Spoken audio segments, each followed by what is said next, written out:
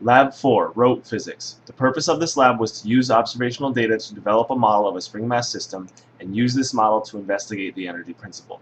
The video to the right was used to gather our data. We were given the mass of the object and also the length of the spring at static equilibrium. Using only the tracker data, we can find the period of oscillation t by finding the average time for a number of oscillations. Using t, we can find our spring stiffness constant because we know our spring is at static equilibrium, so the magnitude of the force of gravity must equal the magnitude of the spring force. We can then use this to calculate the relaxed length of our spring. My result for this value was 0.0344 meters. The main concepts at work in this experiment are Newton's second law, which was used to calculate and predict the motion of our object, and the energy principle, which is used to examine the total energy change in our system. In our spring mass Earth system, we know that delta E is equal to 0. In our coding, we have assigned the force of gravity, the spring force, and the net force. We can see Newton's second law at work here. We can also see the calculations for the spring here.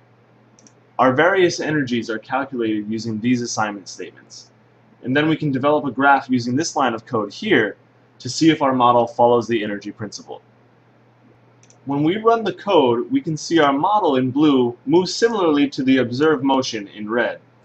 We have our spring force represented by a blue arrow and the force of gravity represented by a black arrow. I increased the arrow scale for this model so we could also see a tiny green arrow representing the net force acting on the mass.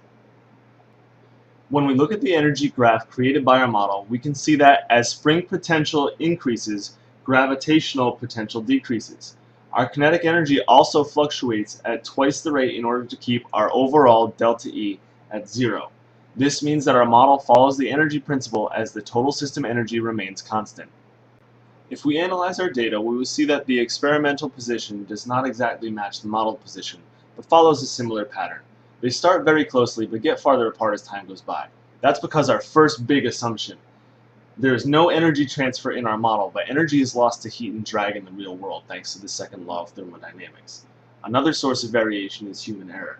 Using your eye alone to place the center of an object is far from precise. This alone would cause calculations of t, k, and L sub 0 to change, greatly influencing the model's performance. However, even with these discrepancies, we can see the model follows a very realistic pattern, but isn't slowed down by natural energy loss. So the energy principle is satisfied, as we saw from our graph. The total system energy remained constant. If we investigate the period of oscillation and compare oscillations in the x and y directions, we will see that we get different values for t, and therefore different values for the spring stiffness constant k. This leads me to believe that the spring constant k is different for the x and y directions. I use this value for my model and graphs. Had I used the y value, I would have gotten a different L sub 0 of 0.126 meters. Using the data from k sub y, we can see that the model follows more closely to the observed data than using k sub x.